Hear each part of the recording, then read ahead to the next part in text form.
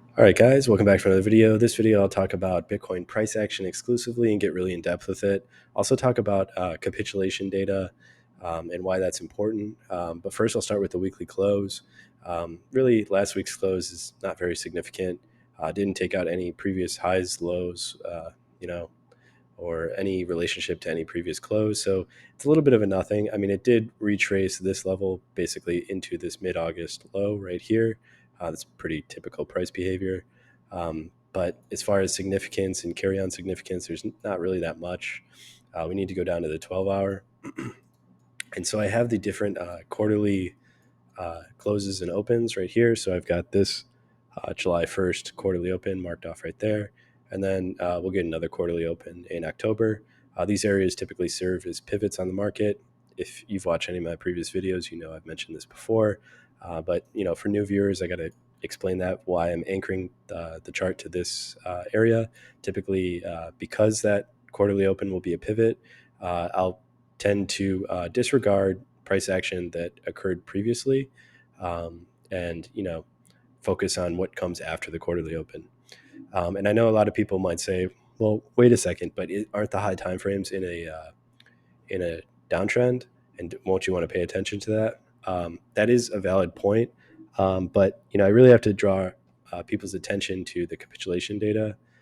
This is why I'm not really focusing too much on the high timeframes, because the trends are valid, but they're valid until the end of the trend. And typically, the end of a trend, especially a downtrend, is characterized by a capitulation event, which we've actually seen.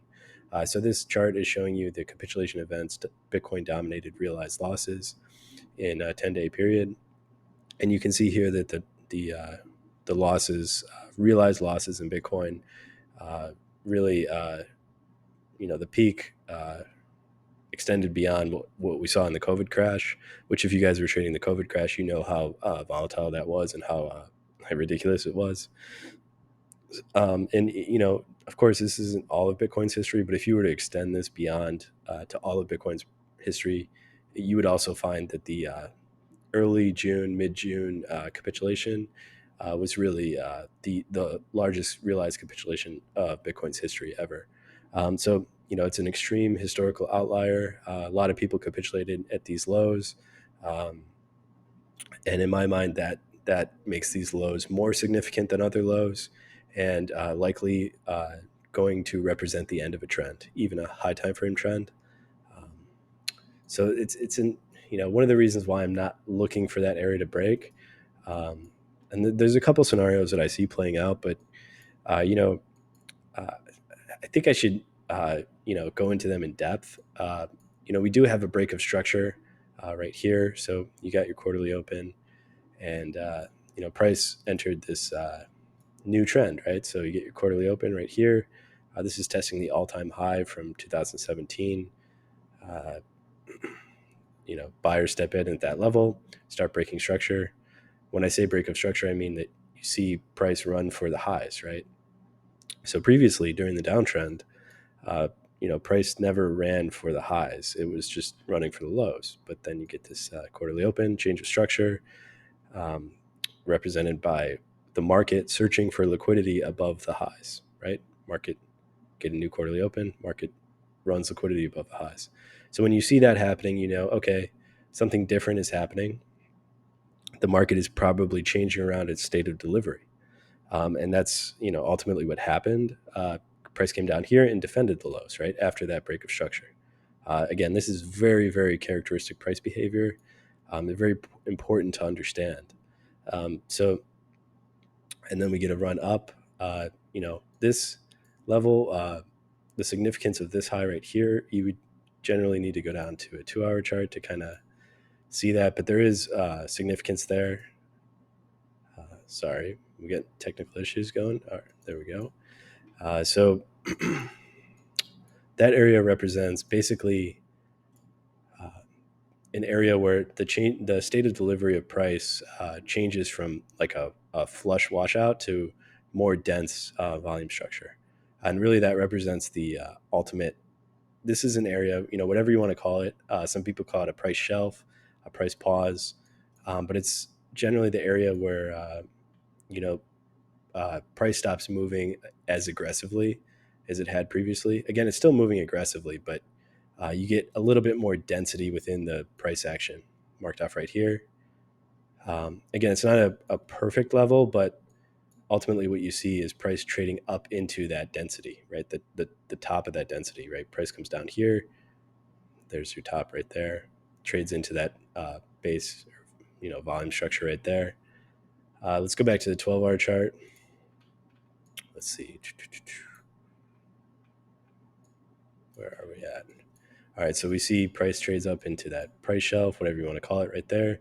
Then price comes back, hits the 618 retracement. Again, this is the retracement from this low right here. Break of structure, defend the lows. Now you got a higher low, and it's the that new higher low to this new higher high. You draw a 618 retracement, and you get a perfect test right there. Again, the market has changed its state of delivery. It's defending the lows, running the highs. You get another run above the highs right here, running the stops. Anyone who was short and had stops above there got stopped out. Price hits that level and then withdraws a little bit, sets in a low here. And this is the important low because this ultimately becomes the swing failure pattern. You get one last thrust above this high right here. Price runs liquidity, and then you get your break of structure, right? And price is no longer defending the lows. It's now, searching for liquidity below the lows, as opposed to the highs that we saw for that brief period from, roughly July to end of August or mid-August, so to speak. And then, of course, you get a little bit of a price pause and then continuation right here. And now, that's why it's very difficult to, you know, get extremely bearish or bullish at these levels, because you do have a break of structure. Whenever you see this type of break of structure, all of a sudden the bearish plays are now valid, right? Whereas you wouldn't want to fade an uptrend when you see this break of structure. Maybe we mark this off by an X right here. That's when those things start to become valid.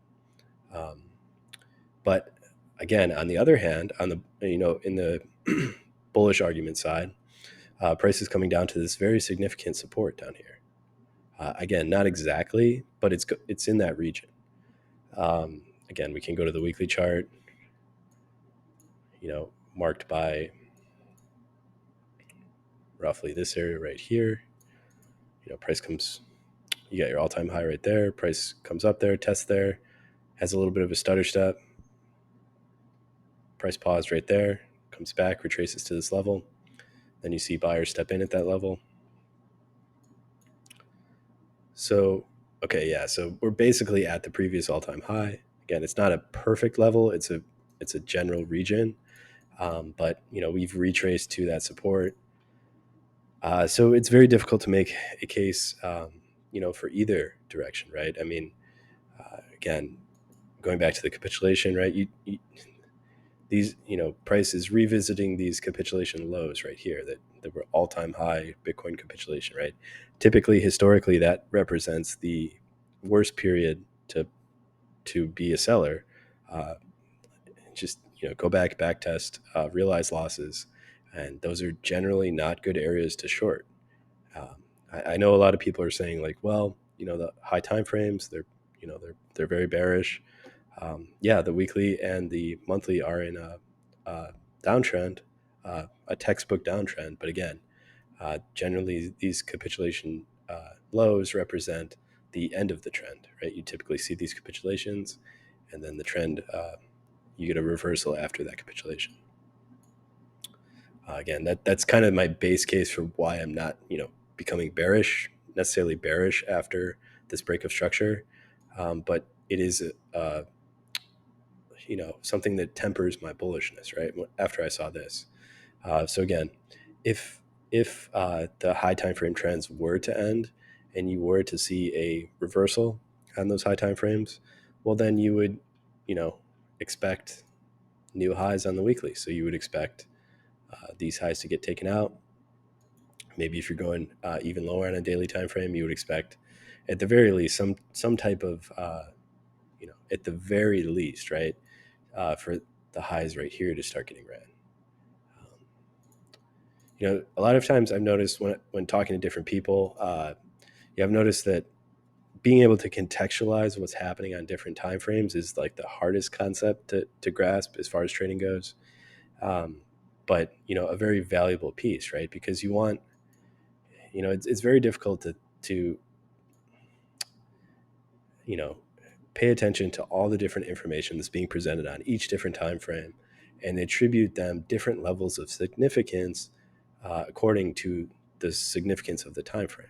That's very difficult to do, right? What people tend to do is take one in isolation and only focus on that, which is fine. You can trade like that and you can make a living doing that. But really, the ideal scenario is to take them all in consideration, assigning them each a significance that is appropriate for whatever time frame you're looking at. Now the 12 hour generally grabs a lot of times the 12 hours is pretty damn good at like catching some of the shifts because it's somewhere between a high time frame and a low time frame. And so it can also, like, if you're interested in using moving averages uh, or stochastic RSI. So I think this is actually a good point to talk about on the stochastics, right? If you had you know longed every up cross of the stochastics, a lot of time in different stochastic strategies, you'll look at these, and anytime you get a cross up above the critical zone right here, this 20 level read, a lot of times people will look at that as a bullish signal. But if you can find a way to contextualize it within a break of market structure, you're going to you know you know enhance the edge very dramatically. And a good example of that is here, right? Like, you would want to take that signal after the break of market structure. So you got your break of market structure. Uh, Before that, right? There's no you don't really want to be looking for bearish plays, or excuse me, for bullish plays. You want to have the patience to wait for that break of structure, and then you can see the break of structure, and then when you get your stochastic cross, then enter there, and you can see that played out pretty well. Played out all right here, and then again, uh, same concept over here, right? We have a bearish break of structure, and until stochastics may cross up out of the critical zone down here, but until we get another break of structure uh, to the upside, a bullish break of structure like we saw right here, um, you don't really want to be looking at those momentum indicators like that. Again, it's just a good way to contextualize what's happening. A good signal. Really, the RSI hasn't really shown you much, except for what happened at the peak of the capitulation. Right, you saw this RSI divergence on heavy volume into the previous all time high. Right, you got this low right here, and then a lower low, that low right here, higher low in RSI. It's telling you that the selling is getting exhausted, and ultimately you did see this level base out in active support. Um, and another interesting idea here is that you know if you can plot out on the RSI hypothetically, like, what price the RSI would be at, excuse me, what level the RSI would be at if price ran below this level right here. So we can do that really quickly. Let's see. Or actually, we'll use the capitulation low right here, 17,555. So just go into this level and show RSI for different. Go 17,555. Okay. So as you can see here, this is kind of interesting. It's getting a little bit further ahead of myself than I generally like to be when I'm trading. But what you can see here is that our divergence is not confirmed, but building on the weekly. Because if price were to run below these lows, the RSI would not run below the previous low. So you're getting an exhaustion of momentum at this level. And that kind of lines up with what we saw, with the uh, capitulation events, Bitcoin denominated realized losses. Typically, when you see a capitulation, sometimes it can be a V-shaped recovery, but most of the time it's generally a long, drawn out, slow grind, and that gives an opportunity for even more capitulation to occur and for the market to absorb those sellers. Um, so with that in mind, I generally see two different scenarios, right? Until we have the bullish, we have this bearish break of structure, until we have another break of structure in the opposite direction, I think the most likely scenarios are two different scenarios, which is one being, you just get a sideways grind sort of at these levels with no real discernible price movements and a lot of noise and volatility. Very difficult environment to trade. And another option is that we continue to see this level ultimately hold and price continue to make runs for liquidity below, right? Which is what you would generally see after a break of structure is, price may run and hit this level down here, hit this level down here.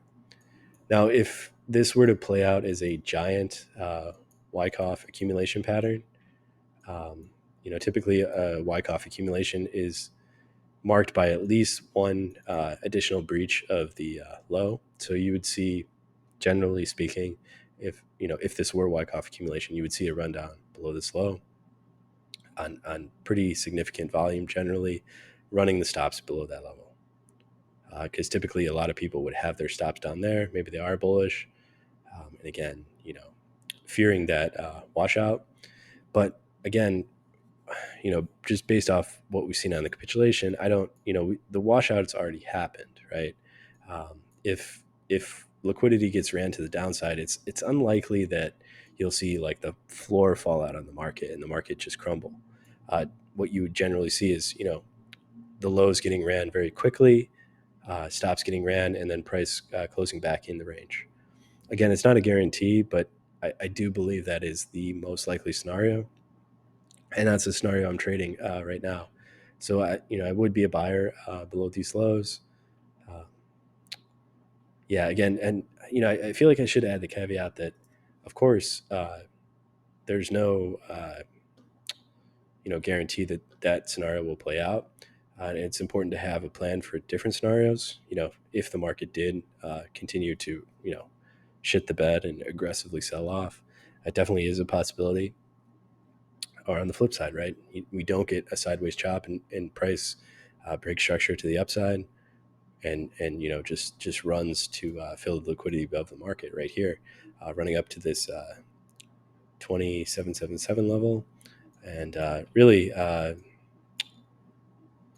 If this market, if the market is going to base out here, which is kind of the scenario I'm kind of operating with, I think the first area I'd be looking at is this area up here, this 29.5 level, and if that breaks, then you know uh, this level up here, sort of this base that formed right here, 26,666 roughly. Again, that's kind of getting a little bit further ahead of myself than I like. I like to focus just on what's currently happening now, and what's currently happening now is we actually have a break of structure to the downside. So I do want to temper, as bullish as I am in the grand scheme of things, that's a very long term time horizon and may not be applicable to like day to day price action. I do want to temper that with the notion that if you are looking for prices to get really aggressive to the upside, generally you want to see that break of structure to the upside first. Anyway, I hope you guys enjoyed this video. If you like this type of content, just make sure to leave a like on the video. Also subscribe to the channel. Stay tuned for the next upload. I'll see you guys later.